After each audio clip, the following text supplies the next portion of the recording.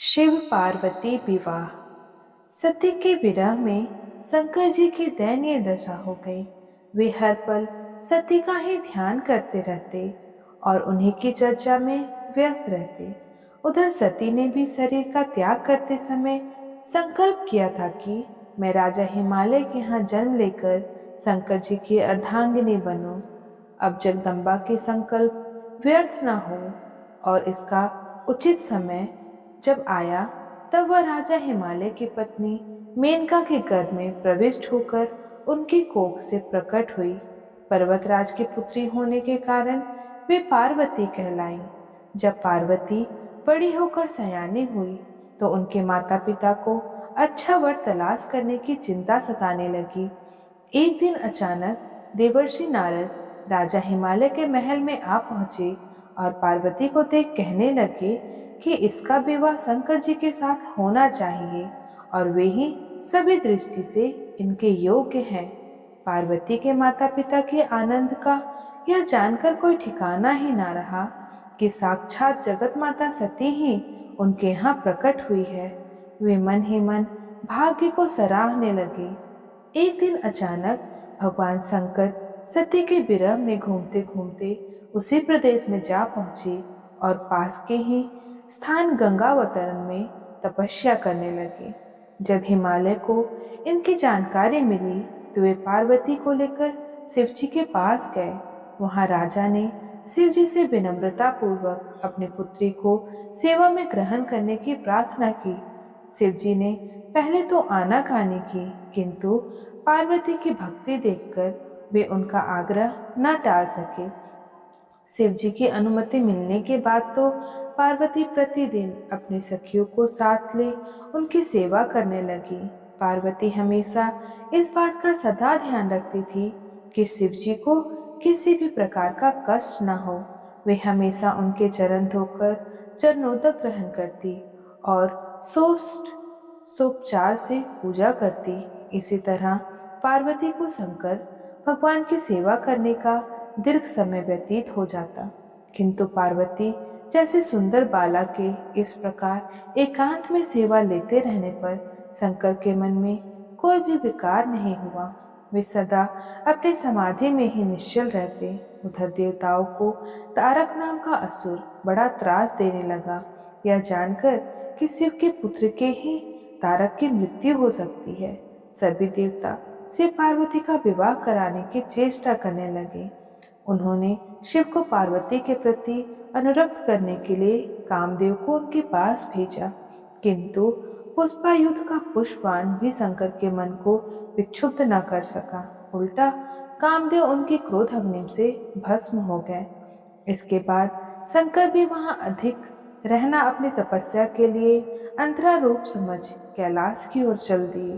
पार्वती को शंकर की सेवा से वंचित होने का बड़ा दुख हुआ, किंतु उन्होंने निराश न होकर अब की बार तप द्वारा शंकर को संतुष्ट करने की मन में ठानी। उनकी माता ने उन्हें सुकुमार एवं तप के अयोग्य समझकर बहुत मना किया, इसीलिए उमा के नाम से उनकी प्रसिद्धि हुई। उमा का मतलब तप ना करो, किंतु पार्वती पर इसका असर न हुआ। अपने संकल्प से वे तनिक भी विचलित नहीं हुई। वे भी घर से निकल उसी शिखर पर तपस्या करने लगी जहाँ शिवजी ने तपस्या की थी। तभी से लोग उसे शिखर को गौरी शिखर कहने लगे। वहां उन्होंने पहले वर्ष फलाहार से जीवन व्यतीत किया। दूसरे वर्ष वे पर्ण खाकर अर्थात वृक्षों के पत्ते खाकर रहने लगी। फिर तो उन्होंने पर्ण का भी त्याग कर दिया, इसलिए वे अपर्णा कहलाई। इस प्रकार पार्वती ने 3000 वर्ष तक तपस्या की। उनकी कठोर तपस्या को देख ऋषि मुनि भी दंग रह गए। अंत में भगवान आशुतोष का आसन हिला। उन्होंने पार्वती की परीक्षा के लिए पहले सप्त ऋषियों को भेजा और पीछे स्वयं वटुवेश धारण कर पार्वती की परीक्षा में निर्मित प्रस्थान किया। जब उन्होंने सब प्रकार से जांच परख कर देख लिया कि पार्वती की उनमें अविचल निष्ठा है, तब तो वे अपने को अधिक देर तक न छिपा सके। वे तुरंत अपने असली रूप में पार्वती के सामने प्रकट हो गए और उन्हें पानी ग्रहण का वरदान देकर अंतर्ध्यान हो गए। पार्वती अपने तप को पूर्ण होते देख घर लौट आई और अपने माता पिता से सारा वृतांत कह सुनाई। अपनी दुलारी पुत्री की कठोर तपस्या से फलीभूत होकर माता पिता के आनंद का ठिकाना नहीं रहा। उधर शंकर जी ने सप्त ऋषियों को विवाह का प्रस्ताव लेकर हिमालय के पास भेजा और इस प्रकार विवाह की शुभ तिथि निश्चित हुई। सप्त ऋषियों द्वारा विवाह की तिथि निश्चित कर दी गई। भगवान शंकर ने नारद जी द्वारा सारे देवताओं को विवाह में सम्मिलित होने के लिए आदर पूर्वक निमंत्रण भेजा। अपने गण को बारात की तैयारी करने का आदेश दिया। उनके इस आदेश से अत्यंत प्रसन्न होकर गणेश्वर, शंखकर्ण, केकराक्ष, विकृत, विशाख, विकृतानन, दुदुम्ब, कपाल, कुडंग, काकपादोदर, बंधुपिंग, प्रथम, वीरभद्र आदि गणों के अध्यक्ष अपने अपने गणों को साथ लेकर चल पड़े। नंदी, क्षेत्रपाल, भैरव आदि गणराज भी कोटि कोटि गणों के साथ निकल पड़े। ये सभी 3 नेत्रों वाले थे। सबके मस्तक पर चंद्रमा और गले में नीले चिन्ह थे। सभी ने रुद्राक्ष के आभूषण पहन रखे थे। सभी के शरीर पर उत्तम भस्म पूर्त हुई थी। इन गणों के साथ शंकर जी ने भूतों, प्रेतों, पिशाचों की सेना भी लेकर सम्मिलित हो गए। इनमें डाकिनी, साकिनी, यातुधान, वेताल, ब्रह्म राक्षस आदि भी शामिल थे। इन सभी के रूप रंग, आकार प्रकार, चेष्टाएं, वेशभूषा, हाव भाव आदि सभी कुछ अत्यंत विचित्र थे। किसी के मुख ही नहीं था तो किसी के बहुत से मुख थे। कोई बिना हाथ पैर वाले तो कोई बिना सर वाले। किसी की बहुत सी आंखें थी तो किसी के पास एक भी नहीं। किसी का मुख गधे की तरह था तो किसी के सियार की तरह और किसी किसी का तो कुत्ते की तरह था। उन सब ने अपने अंगों में ताजा खून लगा रखा था। कोई अत्यंत पवित्र और कोई अत्यंत विभक्त तथा अपवित्र गणवेश धारण किए हुए था। उनके आभूषण बड़े ही डरावने थे। उन्होंने हाथों में नर कपाल ले रखा था।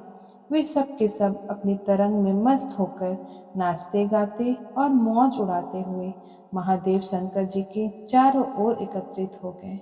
चंडी देवी बड़ी प्रसन्नता के साथ उत्सव मनाती हुई भगवान रुद्रदेव की बहन बनकर वहां आ पहुंची। उन्होंने सर्पों के आभूषण पहन रखे थे। वे प्रेत पर बैठकर अपने मस्तक पर सोने का कलर धारण किए हुए थी।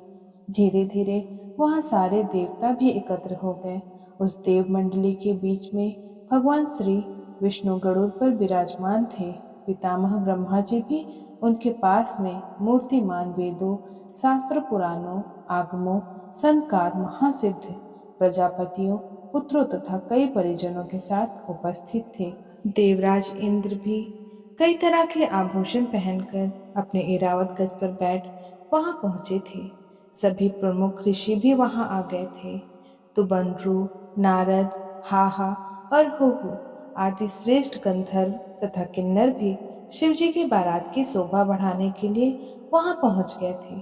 इनके साथ ही बहुत सारी जगन माताएं, देव कन्याएं, देवियां तथा पवित्र देवगणाएं भी वहां आ गई थी। इस सभी ने वहां मिलने के बाद भगवान शंकर जी अपने स्फटिक जैसे उज्जवल सुंदर वृषभ पर सवार हुए।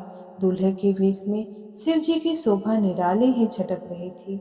इस दिव्य और विचित्र बारात के प्रस्थान के समय डमरुओं के डमडम, शंखों के गंभीर नाद, ऋषियों महर्षियों के मंत्रोच्चार, यक्षों, किन्नरों, गंधर्वों के सरस गायन और देवगणों के मनमोहक नृत्य और मंगल गीतों से गूंज के तीनों लोग परिव्याप्त हो उठे। उधर हिमालय ने विवाह के लिए बड़ी धूमधाम की तैयारियां की और शुभ लग्न में शिव जी की बारात हिमालय के द्वार पर लगी। पहले तो शिव जी का विकट रूप और उनकी भूत प्रेत की सेना देखकर मैना बहुत डर गई और उन्हें अपनी कन्या का पानी ग्रह करने से आनाकानी करने लगी। पीछे से जब उन्होंने शंकर जी का करोड़ों कामदेव को लजाने वाला 16 वर्ष की अवस्था का पर लव ने रूप देखा तो वह देह गे की सुध बुध सब भूल गई और शंकर पर अपनी कन्या के साथ अपनी आत्मा को भी निछावर कर दिया। हर गौरी का विवाह आनंद पूर्वक संपन्न हुआ।